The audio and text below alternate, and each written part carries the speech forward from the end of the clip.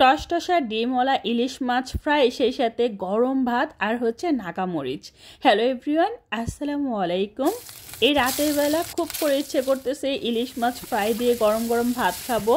তো যেই কথা সেই কাজ, ফ্রিজ থেকে মাছ নামিয়ে কেটে কুটে ভালোভাবে ধুয়ে ক্লিন করে নিয়েছি।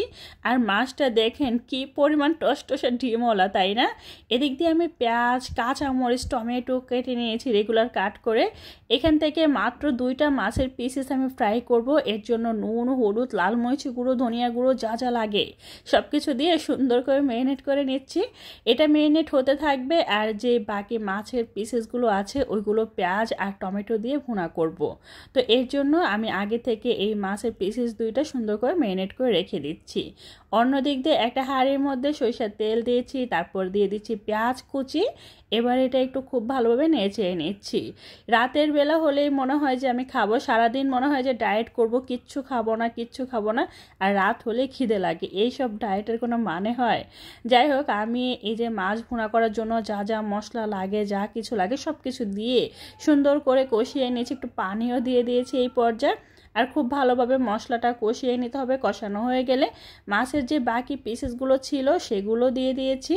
এবার এগুলো ভুনা করে নিচ্ছি। আর আগে থেকে কিন্তু রাইস কুকারে অল্প কটা ভাতও বসিয়ে দিয়েছি।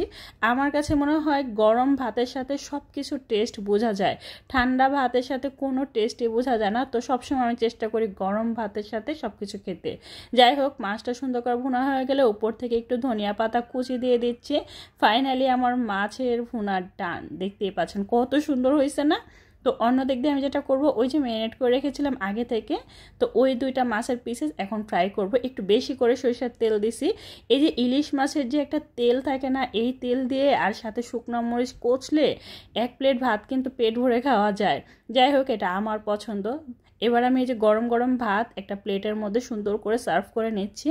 আর এখন যে রাত কয়টা বাজে জানেন? রাত প্রায় 2:30টা বাজে। এই রাতের বেলা আমি খাচ্ছি, চিন্তা করেন। এবার এই যে এখানে আমি সব কিছু সুন্দর করে সাজিয়ে নিয়েছি। প্রথমে আমি যেটা করব, ইলিশ মাছ যে ফ্রাইটা সেটা নিয়ে নিয়েছি। তারপরে ইলিশ মাছের যে একটা তেল, ওই তেলটা নিয়েছি, সেই সাথে একটু নাগামরিচ।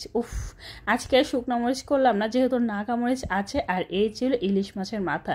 এটা একটু পরে খাবো, আগে ফ্রাই দিয়ে খেয়ে নেই। তো যাই হোক, আমার মতো এই রাতের বেলায় কে কে এরকম পাগলামি করেন একটু কমেন্ট করে জানাবেন। তো আমার তো বেশ ভালোই লাগে। তো আপনাদের কাছে আমার এই ভিডিওগুলো কেমন লাগে সেটা কিন্তু অবশ্যই কমেন্ট করে জানাবেন, ঠিক আছে? ভালো লাগলে লাইক, কমেন্ট, শেয়ার করে দেবেন, চ্যানেলটা সাবস্ক্রাইব করে রাখবেন, আর পেজে লাইক ফলো দিয়ে সবসময় সাপোর্ট করবেন। কে কোথা থেকে আমার ভিডিওটা উপভোগ করতেছেন সেটা কিন্তু অবশ্যই কমেন্ট করে জানাবেন, ঠিক আছে? এই পর্যায়ে নিয়ে নিচ্ছি ইলিশ মাছের মাথা আর ভুনা তরকারি যেটা সেটা। আমার না মাছের মাথা খেতেই বেশি ভালো লাগে। তো আমার মতন এরকম কার কার অনেক বেশি ভালো লাগে মাছের মাথা খেতে, কমেন্ট করে জানাবেন। তো আজকে এই পর্যন্ত, সবাই ভালো থাকবেন, সুস্থ থাকবেন, আল্লাহ হাফেজ।